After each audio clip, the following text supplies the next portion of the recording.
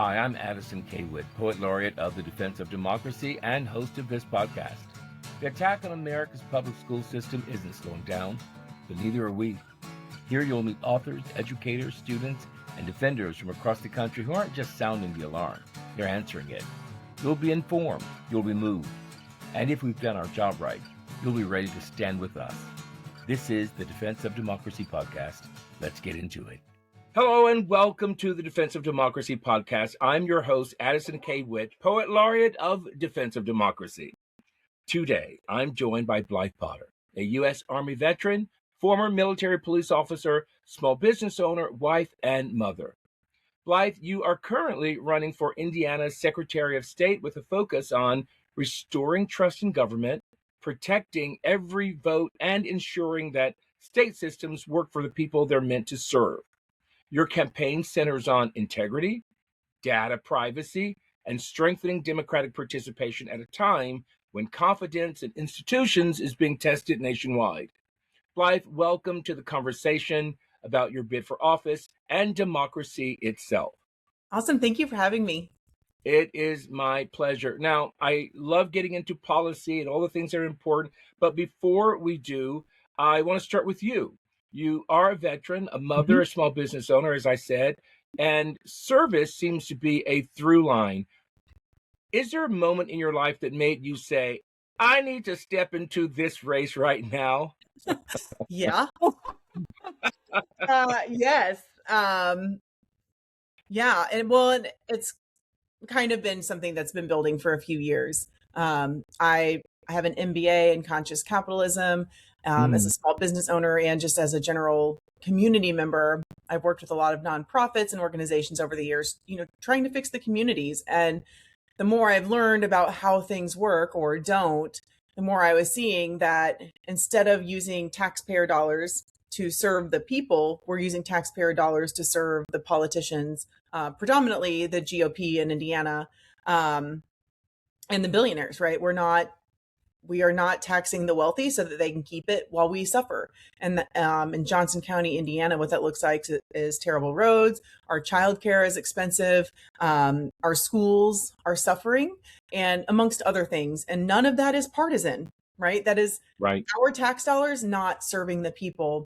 So initially, I planned to go back to school to get a PhD. And I was like, I'm going to fix this community. I'm going to figure out how to be a leader, and we're just going to make things better. And then in 2023, the local county chair for the Democratic Party said they needed people to run. And I don't actually prefer partisan politics because there's a lot I'd like to see changed overall in the umbrella of politics. But I like the party platform, and I know now the only thing we actually can affect change with is policy and legislation, and that doesn't happen without politicians. Right. So I started there. It was a very good experience. I almost knocked out one of the 3 incumbent Republicans I went up against. And since then, I'm learning more and more that Hoosiers, especially, we are not being told about our elections. We are not being marketed them. We are not being advertised them. We are not being given information about them. There's not transparency about the processes, about the identifications that we need, or the candidates. And we've got people like myself who are grassroots and people powered who are like literally pounding the pavement and calling and doing all the things 24/7 just for like to hold the line in several counties. Whereas on the flip side, when you have mega donors and large corporations supporting candidates that can deliver advertisements to mailboxes, that's who people hear from. So I started thinking, okay, what skills do I have that can help this? I'm a small business owner. I know administrative work. The bulk of this job is administrative work. And also, how do you get out the message about an election? You advertise it. And nobody can advertise well and on a budget like a small business owner. So it's right up my alley. And it's something I've been doing as a precinct committee person, as a candidate, as a volunteer, as just a general supporter of democracy for a long time. And after the 2024 election, my husband and I had some really tough conversations about what do we do in this atmosphere that we are pretty sure we're stepping into going into 2025. And he decided he was running for House District 47 here in Johnson and Shelby counties. And I was like, I think this, we need to start with the top. We have to educate people on these systems. And the person to do that in the state of Indiana is the Secretary of State. And I'm very well equipped to do it. It initially started as trying to connect blue dots, people who know things need to change, but maybe not love the idea of being involved in politics. And it's kind of evolved from there. And it's been a really good experience. Wow, that was a lot to really think about, because you are laying out what is most fundamental to our democracy, transparency, Yeah. and taking care of our communities. And it is as basic as roads and childcare, and making certain that our people, all of our people, are taken care of in our country. Yep. And I'm so glad you also talked about what the Secretary of State does and the importance of that role specifically to Indiana. Is there a moment, or perhaps in this moment, confidence in institutions is at an all-time low because of what you're talking about and what I'm saying? That happens to be across the entire country. Yeah. Voters are unsure which sources to trust for basic voting information. Court decisions are interpreted through partisan lenses rather than legal reasoning. Everyone, and definitely including small businesses, are worried about the misuse of personal data. When you look specifically at Indiana, how does your state reflect what's happening nationally, and where does it differ? Sadly, Indiana has been the incubator and the guinea pig and the test subject for a lot of this bad policy, including data information. Most recently, our current Secretary of State just handed over all of our voter data to the Department of Justice, to include our driver's license numbers, names, addresses, information they probably had access to anyway, but it was with no questions asked. I think, to the best of my knowledge, we're the only state who just handed it over. And on top of that, the state makes $12 or so million a year selling our data. And it's not just citizens' data. It's my opinion that they're also selling business owner data. I cannot tell you the number of emails and calls and texts and things I get specifically for my LLC. And I know that's public information, but there need to be safeguards. Yeah. I'm already working nonstop as a small business owner, and I know other business owners know precisely what that means. It's basically raising a child, but it's something that's supposed to help make money, right? It is like your baby. And it's really frustrating to go through these hoops and fill out your forms and check the boxes and get the inspections and the paperwork, only to then be bombarded with, hey, congratulations, now you're going to be spammed and your data just got sold. So Yes. we need better safeguards. And I know my saying that will actually probably not be welcomed by politicians, because politicians buy data too, right? That's how we contact people. Right. So there needs to be a better way of doing so, preferably opting in for those programs, Right. trying to figure out how to opt out. So. And there has to be a way where, I mean, we all know that our information is up for grabs, and from many different sources.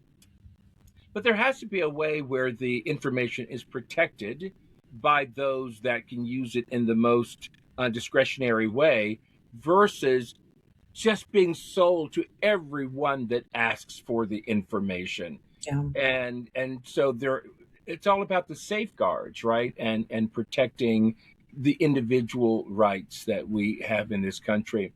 There's a phrase that many Americans want to believe in, and that phrase is restore trust. And, Yeah. and I'm laughing a little bit because in this inflection moment here, we know that trust, it has to be earned. Yeah. What does restoring trust look like in practice, not just in principle? That is an excellent question. And it's hard because I feel I am trustworthy. I like to look at things from the lens of a human rights outcome. So when I'm making a decision, particularly if it affects my community or environment, like who are we affecting? What's the collateral damage? And sadly, I don't think a lot of our current politicians historically have had that expectation of considering who is affected by this, who's harmed the most if we make this decision, who's helped the most if we make this decision.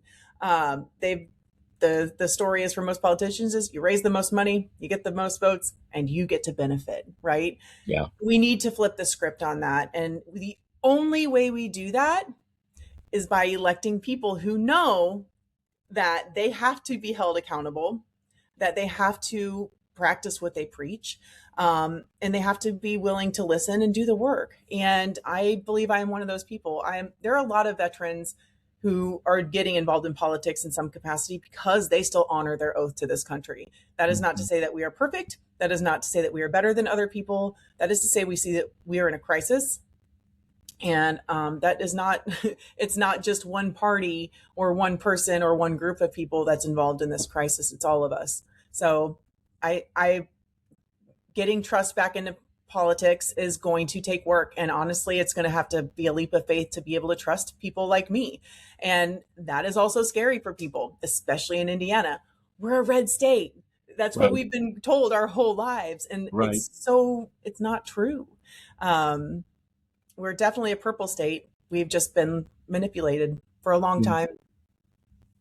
Yeah, I think that's we are now realizing that's been fairly common around the country, and even the red blue is its own narrative, right? Yeah. And is constantly put in our faces, promoted so that we identify in a particular way. I mean, imagine if the messaging was really there is equality, and we all have the freedom and right to vote any way that we choose, and to step back, pull back from the level of partisan politics, it would be transformative in our nation. But there are the powers that be that profit from division in our country, unfortunately, and are actively participating in creating wedges that drive us further and further apart. What are Hoosiers asking for that they aren't hearing enough from their government? Oh, that is a good question. I think just to be heard and to be honest and transparent, and to just stop with the nonsense. Like we started our session early this year, and they have just the most ridiculous bills, like things that why are we wasting our time and money on putting together bills that allow our state representatives to be on the firing squad for the people who are on death row? Like, why are we doing this? This is a waste of our time. And also, this is like, these are coming from people who claim to be Christian. And there's nothing about that screams kind or caring about people or life. We're in a tough spot. We're in a really tough spot here. You said protecting every vote is central to your campaign. How do we protect the vote and help voters feel confident when many voters feel overwhelmed and caught between misinformation, echo chambers, and distrust? Yeah. Well, and that's rampant here too. Fun fact, our current Secretary of State has been a fraudulent voter. So in 2018, our current Secretary of State actually voted in 2 different counties. So while he's on this rampage of finding fraudulent voters or non-voters, he is actually the one who was doing that. So a lot of it is propaganda here. We have amazing poll workers, and everything is, a lot of people don't know that. And that's something else we need with education is, what does it look like to be on the back end of a polling site, right? We have an even number of Democrats and Republicans. We have people who take these jobs very seriously. They count the votes. They do what they're supposed to do per their county clerk. And then they get trashed when the person who expected to win doesn't win, right? Like, generally, in our case, Republicans are the ones lying about that. So we need to share information about how the polling works and give good information and data to support the fact that we do generally 99.99% of our election is safe.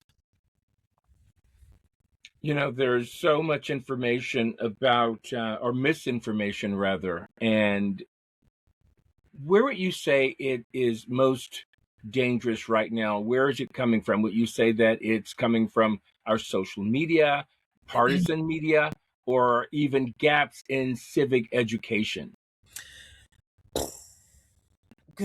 Well, the immediate route, I would say, is partisan media, and then that trickles down to social media. Yes, But yes. the reason why that has been allowed to be the way that it is because we are lacking in civic education, but we're also lacking in media education. And I don't say we as in like a certain age group or a certain demographic. We haven't been taught that. A lot of us, like myself, I'm a millennial. So I remember not having cell phones and the internet and computers and 24/7 news cycles. So evolving into this without having a guide to be like, this really should be fact checked. Do you want to learn how to fact check this before you take this as gospel? Or even holding our media companies accountable, which we don't do because it's all about money. So I think it's unfortunately like a spoke on a wheel. There's a lot of them that keep it together and keep it rolling, but it's not just one problem. But I think immediately the problem is bad media. It's a serious problem, and I'm so glad you gave the answer you did. I mean, that's exactly, I think, how I would answer it as well, because growing up at a time when, I mean, first of all, I was always very much interested in history Mhm. and politics as a kid, and grew up reading and understanding, and was very privileged in terms of the quality of the people around me who are also very interested in those subjects. And in the last, I would say, 10, 15 years, it's been fascinating to listen and watch people online who argue to such extents about their beliefs and yet have a very weak foundation in politics, history. They Yeah. don't know the information and they start talking about failures. The Democrats, for instance, what they've done or how it's worked. But I lived during that time. Yeah. I They made decisions based on where we were at the time. Yeah. And so to say that it's all been a manipulation, this whole experiment, our democracy, trying to find our way, we make advances here a little bit. There's a pullback, and then we have to try again. It's not about perfection. It's about the striving. It's about having the goals in mind. But anyway, this is not my this is not my day. It's your day. We're supposed to be talking to you about your beliefs here. I love the answer that you gave because it encompasses, I think, a true dynamic that's happening in our country between whether it is partisan media that then spills over into the social media and what people are picking up. They wouldn't be able to pick it up if it wasn't coming from an actual place. They pick it Yeah. up, they spin it themselves. But at the end of the day, civic knowledge, understanding our government, understanding how politics works. I think that is a real important matter and the whole crux of what we're talking about. And so, as I've been thinking about how differently states educate citizens about their rights and responsibilities, how does Indiana compare to the country at large when it comes to informing voters of how things work, what voters can expect to happen? We do a terrible job. We have a handful of county clerks who do an excellent job of sharing information. I'm sorry, getting information out. We have the League of Women Voters, of course, Defense of Democracy. We've got an organization called Mad Voters. And again, on the civic side, Indiana relies really heavily on 501c4s to fill Mm. the gap that our tax dollars and our elected officials really should be supplying. And something you touched on with history, which I think is so important, is most of us, at least in my age and where I grew up, We were lied to about history. We were taught to celebrate Christopher Columbus. That's like one of the worst things we could possibly do. So I think where we're coming from with what's coming to a head, not just with our media and our politics and our consumption, is we're starting to realize that we all have to relearn a lot of things because we've been lied to and manipulated, mostly for capital gain, right, from a few select individuals who are greedy. And I think things have gotten bad enough for enough people that people are starting to really plug into not just media, but understanding that they're going to have to be involved in politics. They're going to have to learn this stuff. They're going to have to engage in some capacity. And God forbid, maybe even listen to people they've been taught to hate. Because we're all just trying to figure out, okay, we don't really we love our state. We're proud to be here, but it's not the state we thought it was.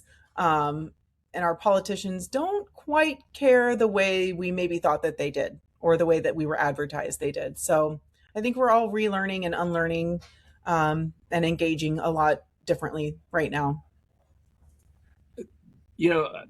Yes, I completely agree with that, and I'm hesitant to ask this question because of what it implies, but I'm wondering from your point of view, does the state have an obligation to help in redirecting us with that information? And the reason I'm hesitant is because we're seeing some of that now. And again, there's a mistrust of what the state can actually, the information the state will provide for us.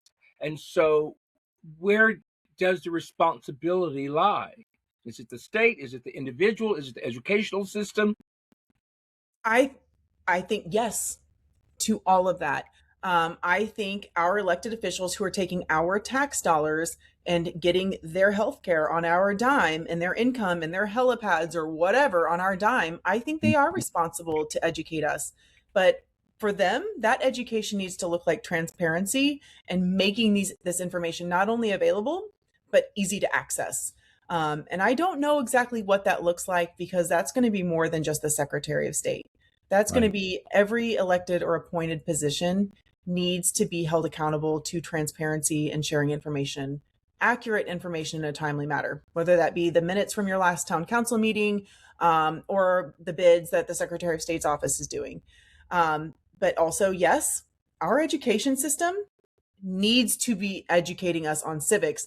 But the reason we don't is because our legislature doesn't think that's important. They know that an educated cohort of students and young people likely means people are going to be more progressive as they age. And it's not socialism. There's a woman named Corinne Strait here in Indiana who's an influencer.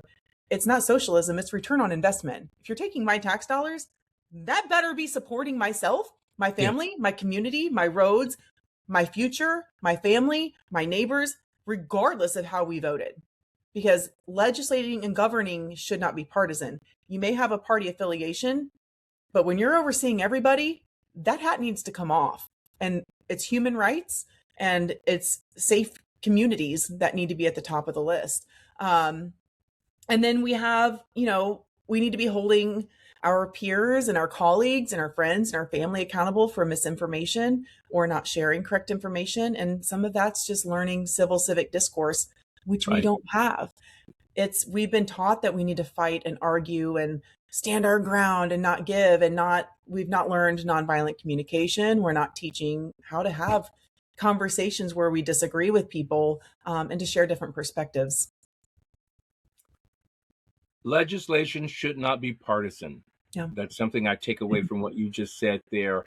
Felt like immediately when I heard you say it, felt like a not quite a slogan, but should be a slogan. Legislation should not be partisan. Yeah. It really should not. And if we could get that into the zeitgeist and really understand that as a nation within our communities and use that as our center and then move from there. Yeah. Well, we change that though with the money that's in politics. Yes. And then that's a whole nother unraveling. Right? That's right. Because our politicians, when there's a lot of money involved, they're beholden to those donors. That's right. That's right. Well, hopefully when you get into a position of power and influence, we can revisit this conversation and have that conversation. You've taken a strong stance on protecting Hoosiers' data and banning the sale of state-held information. Mm-hmm. Why is data privacy a democracy issue and not just a tech issue? Well, I also think it's an environmental issue because some of Mm. that data is making more paper and more advertisements and more plastics and more things that we really don't need in our inbox. But if I'm putting my phone number on something, a number that I pay for, I shouldn't then expect to be getting 100 texts that I have to opt out of or go search where it was leaked from.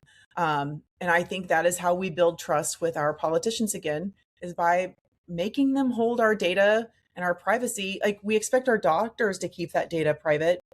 Why would we not expect our leaders to do that too? So we've got to find a balance to where people can know what's happening exactly with their data, and the state should not be making money on that. And if they are, if it's our data, we should be seeing that.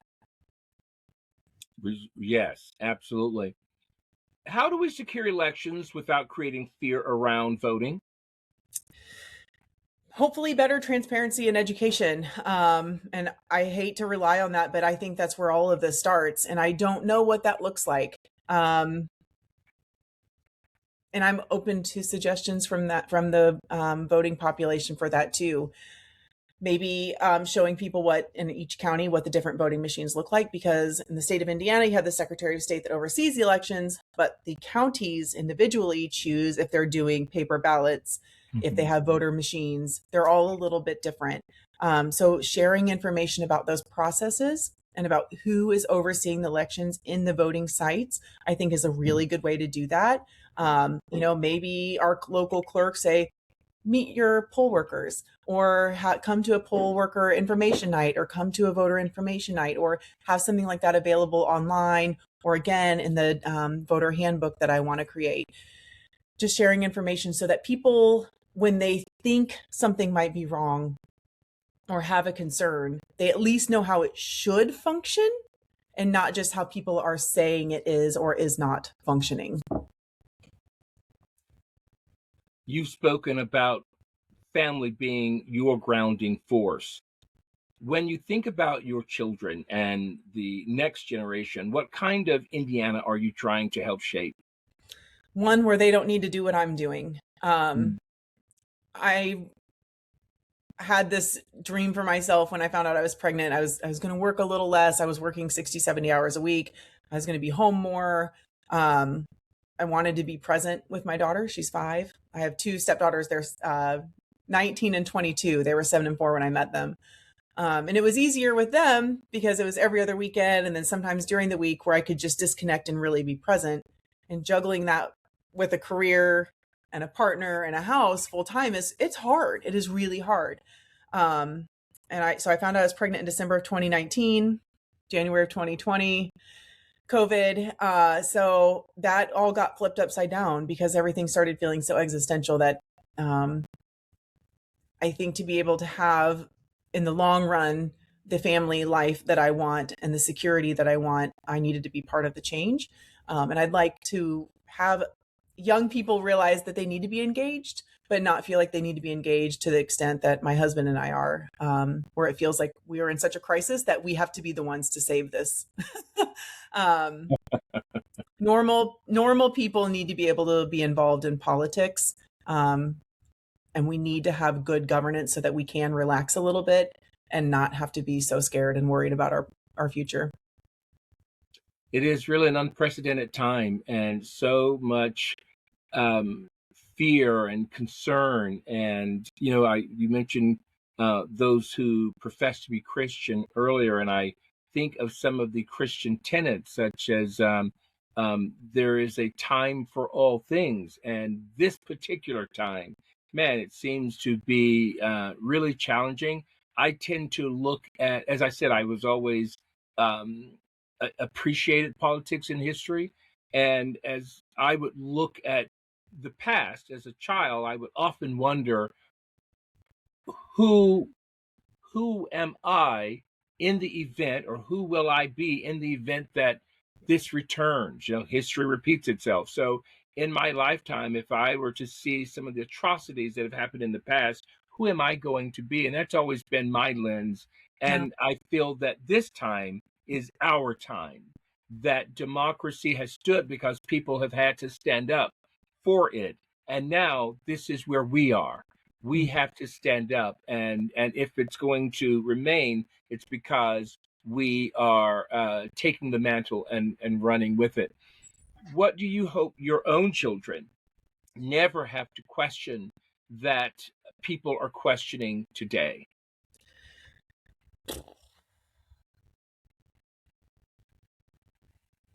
Their safety, whether that be their financial safety, their physical safety, their the safety of their health or health outcomes.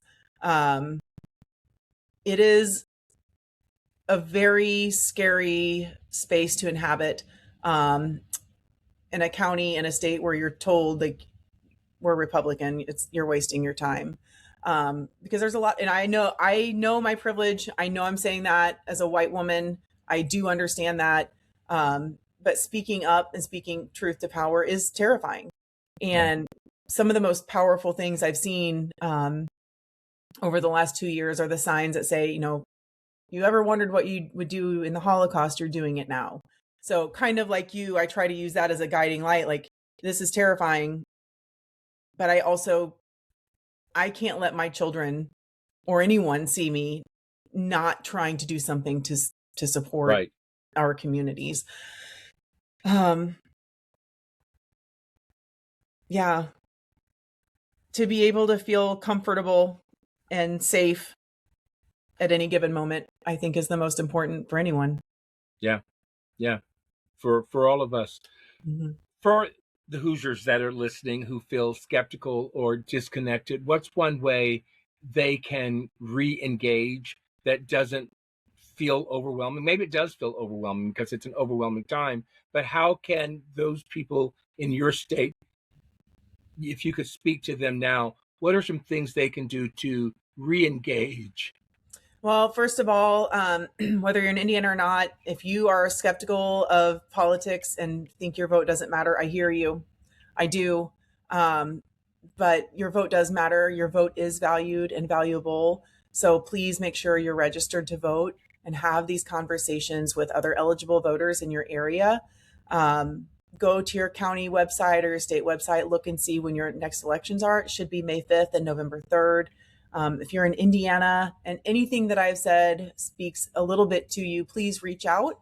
I do have a contested convention coming up in June that we need delegates for. It is the definition of gatekeeping in politics. Only about 1% of the voting population will get to decide who is on the November ballot in the executive positions.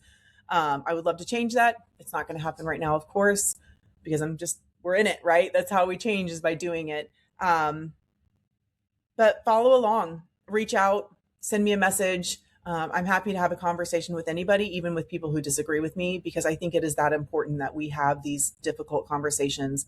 And we have to find a way that we can be in community together without worrying about someone being shot or harmed.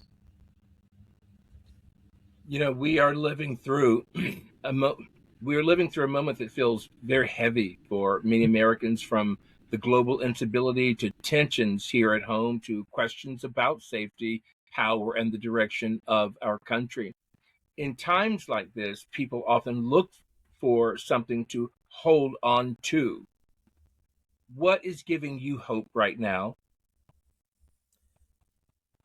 We have 92 counties in Indiana. I've been to 52 of them. It'll be 53 tonight. And we have so many amazing people engaging in politics and the process and these systems, people who've never wanted to be involved in politics. We have new leadership on nearly every level of Democratic County party. We have new volunteers. We have new candidates. We have new precinct chairs. There is palpable energy when I walk into these spaces. And I'm not always the most welcome there. I am not the front runner. I'm literally going up against the oligarchy in this race. And so to be able to feel how much energy and excitement is happening on a local level, right? In these third spaces that we create in our communities, even in the most red areas.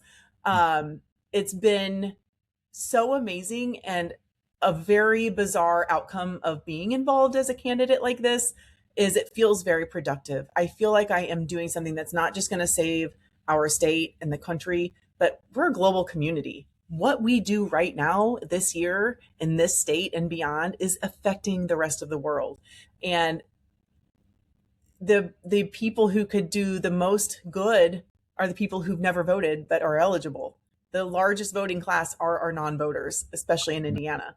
So it's kind of exciting because we have in one House district from November of 2024 to October of last year in 25, over 3,000 newly registered, never voted before people. 3,000. Wow. That's just one House district. So imagine if that's happening in the other 99 House districts in the state of Indiana. Yes. We've got some cool stuff on the way.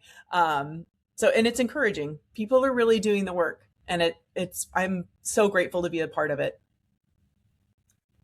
That's amazing. And it's your turn. I know, I was just thinking the same thing. That is amazing, and congratulations on all that you're doing. I was just watching a post earlier, and a mom was holding her small child in her arm, and she was online looking up, I think it was California, how to run for California's Congress, and I saw that she had probably 1 million followers on her social media, and so she was eating with the baby, looking up the information. And one of the things I'm encouraged about is seeing